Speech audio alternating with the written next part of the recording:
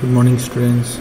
आज की जो लेक्चर है उसमें मैं बताऊंगा आप लोगों को reanalysis of the two hinge arch. देखिए क्वेश्चन में गिवन है a parabolic arch hinge at the ends has a span of 30 metre and rise of 5 metre. A concentrated load of 12 kN acts at 10 meter from the left hinge. The second moment of area varies as the second of the slope or the rev axis. Calculate the horizontal thrust and the reactions at the hinges. Also calculate the maximum bending moment anywhere on the arch. देखिए ये जो पहला तो है कि ये 2 hinge arch है। ये 2 हिंज आर्च है क्यों? क्योंकि इसमें जो हिंजेस है ये इंच में है, ठीक है, क्राउन में नहीं है। दूसरी बात ये है कि इसके स्पैन जो गिवन है 30 मीटर के है और जो राइज है 2 हिंज आर्च है, इसमें 2 हिंजेस है।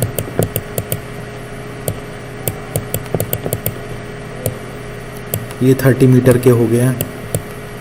उसके बाद ये 5 मीटर गया है। उसके बाद 12 किलो न्यूटन के जो लोड है वो कहाँ पे कॉन्सेंट्रेटेड लोड है, वो कहाँ पे एक्ट हो रहा है 10 metre from the left, 10 metre left side से, यहाँ से यहाँ तक 10 मीटर है, तो 12 किलो न्यूटन। उसके बाद now we need to find out the horizontal thrust. देखिए यहाँ पे हॉरिजॉन्टल फोर्सेस, यहाँ पे भी हॉरिजॉन्टल फोर्सेस और यहाँ पे वर्टिकल्स। तो हॉरिजॉन्टल जो भी रिएक्शंस है उनको हमें फाइंड आउट करना है पहले। उसके बाद मैं पहले वर्टिकल रिएक्शंस फाइंड आउट करेंगे, उसके बाद फाइनली मैं हॉरिजॉन्टल रिएक्शंस को फाइंड आउट करूँगा। उसके बाद मैं कैलकुलेट करूँगा the maximum bending moment anywhere on the arches.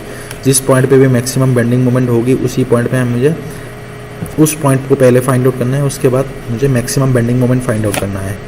Okay, next we will find out the summation of vertical equal to 0। Summation of vertical अगर किया जाए VA प्लस VB दोनों मिला के 12 किलो न्यूटन होगा। उसके बाद अगर मैं A पॉइंट में मोमेंट निकालता हूँ तो हो जाएगी आपका उससे VA का वैल्यू आ जाएगा 12 into 20 divided by 30 equal to 8 kilo newton. Next VB का वैल्यू जो होगा वो 12 से मैं 8 माइनस कर दूंगा, 4 किलो न्यूटन हो जाएगी। उसके बाद ये 2 मेरे पास आ चुका है VA एंड VB। उसके बाद नेक्स्ट मैं फाइंड आउट करूँगा हॉरिजॉन्टल थ्रस्ट या हॉरिजॉन्टल रिएक्शन जो होगा उसको फाइंड आउट करना है। उसके डायरेक्ट फार्मूला है integration of my into DX by integration of y square into DX। लेकिन ये चीज़ इसमें इस क्वेश्चन में ये चीज़ ध्यान रखना है, जो मोमेंट है m इंटू y है, सो ये जो m है this is only the moment for only the vertical reaction but not for horizontal reaction. सिर्फ मोमेंट है m वर्टिकल रिएक्शन के कारण, हॉरिजॉन्टल के लिए नहीं है। अभी नेक्स्ट मैं फाइंड आउट करूंगा। देखिए इक्वेशन ऑफ एट ए पहले y की वैल्यू फाइंड आउट। y मतलब क्या है, y is the height of the arch at any distance, at any horizontal distance x. So y will be equal to the 4 times of yc height of the crown by the length square into x into L minus of x. So इससे equation आ रहा है x by 45 30 minus of x. Next for span AC, next हमें find out करना है कि जो AC span है उसमें जो C का डिस्टेंस है at a distance of x। So C point में जो भी x डिस्टेंस है उसमें मोमेंट की वैल्यू होगा 8 इंटू एक्स। 8 इंटू एक्स हो जाएगी उसमें, क्योंकि 8 जो है हम लोग की वर्टिकल रिएक्शन है, वर्टिकल एट A, और BC के लिए हो जाएगी 4 into 30 minus of x remaining distance. So अगर integration of my into DX में फाइंड आउट कर लेता हूँ तो 0 टू 30 लिमिट हो जाएगी। यहाँ पे लोड जो है वो 2 हिस्सों में इसको डिवाइड कर रहा है, जिसके कारण यहाँ से यहाँ तक है 10 मीटर और ये वाली हो गया 20 मीटर। सो पहला मैं लगाऊंगा integration of 0 to 10 8x into y into DX plus next integration of 10 to 30 4 into 30 minus of y into y DX।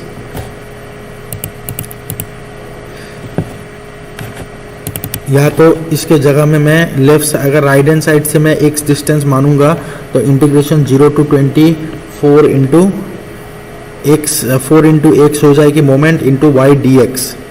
तो अगर मैं इसको सॉल्व करता हूँ तो मेरे पास जो वैल्यू होगी वो हो जाएगी आपका, this one is equal to integration of 0 to 10 8x² by 45, y की वैल्यू सब्सटीट्यूट किया मैंने, वाई की वैल्यू को सब्सटीट्यूट किया पहले, इन दोनों में मैंने वाई की वैल्यू सब्सटीट्यूट किया। सब्सटीट्यूट करने के बाद इसको मैंने सॉल्व किया, 0 to 10 लिमिट और ये होगी 10 to 30 लिमिट। उसके बाद मेरे पास जो आंसर आ रहा है वो 44,000 divided by 9, 44,000 divided by 9 value आ रहे हैं। यहाँ पे मोमेंट मल्टीप्लाई किया हूँ और वाई मल्टीप्लाई किया, सो मोमेंट के यूनिट है किलो न्यूटन मीटर और वाई की है metre, so kilo newton metre square हो गया। नेक्स्ट मैं फाइंड आउट करूँगा integration of 0 to 30 y square into D X. So integrate किया 0 to 30 y square into D X, जो वाई है उसको मैंने इंटीग्रेट किया, वाई इसको स्क्वायर करना है पहले, डबल होल स्क्वायर करना है, उसके बाद इंटीग्रेट करना है। तो इससे जो वैल्यू आ रहा है मेरा 1/45 स्क्वायर को बाहर कर दिया मैंने, क्योंकि ये कांस्टेंट है, 0 to 30 हो गया। तो उसके बाद इस इक्वेशन को मैंने स्क्वायर का 900x² plus x⁴ minus of 60 x³ dx होना चाहिए यहाँ पे। उसके बाद इसका वैल्यू जो आ रहा है वो हो गया आपका 400। सो 44,000 बाई 9 इंटू 400 किया तो 12.22 जो वैल्यू है वो वैल्यू आ रहा है हम लोग के, and this is the value for the horizontal thrust. Horizontal thrust की जो वैल्यू है ये है आपका 12.22 kilo Newton.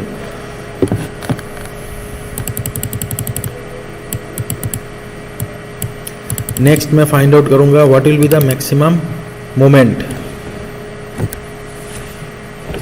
Maximum positive moment will occur in AC just below the load, that is y is equal to x/45 into 30 minus of x।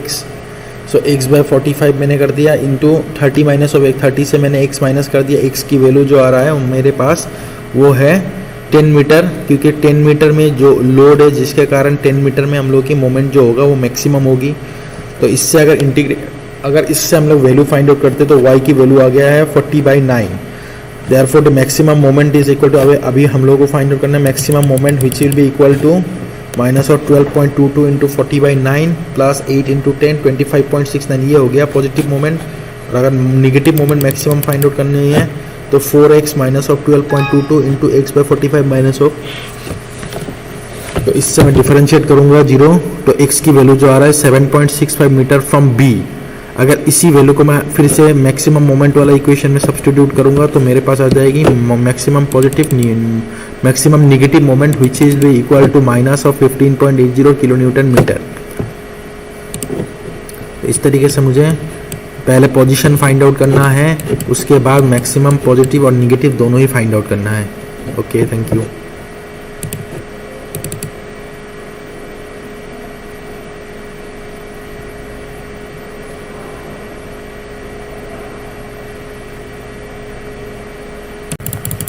उसके बाद इसका value जो आ रहा है वो हो गया आपका 400।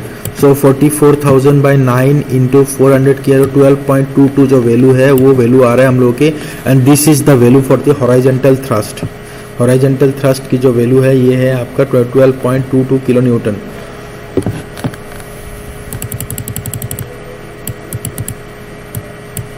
नेक्स्ट मैं फाइंड आउट करूंगा what will be the maximum moment.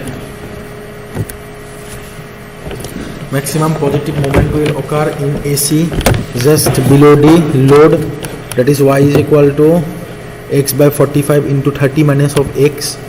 So x/45 मैंने कर दिया इंटू 30 माइनस ऑफ 30 से मैंने x माइनस कर दिया। x की वैल्यू जो आ रहा है मेरे पास वो है 10 मीटर, क्योंकि 10 मीटर में जो लोड है जिसके कारण 10 मीटर में हम लोग की मोमेंट जो होगा वो मैक्सिमम होगी। तो इससे अगर इससे हम लोग वैल्यू फाइंड आउट करते तो y की वैल्यू आ गया है 40/9। Therefore the maximum moment is equal to, अभी हम लोग को फाइंड आउट करना है maximum moment which will be equal to minus of 12.22 into 40/9 plus 8 into 10 25.69, ये हो गया पॉजिटिव मोमेंट। और अगर negative moment maximum find out करनी है तो 4x minus of 12.22 into x/45 minus of, तो इससे मैं डिफरेंशिएट करूंगा 0, तो x की वैल्यू जो आ रहा है 7.65 मीटर फ्रॉम b।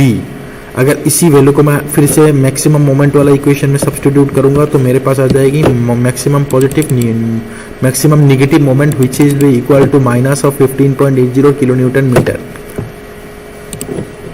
इस तरीके से मुझे पहले पोजीशन फाइंड आउट करना है, उसके बाद मैक्सिमम पॉजिटिव और निगेटिव दोनों ही फाइंड आउट करना है।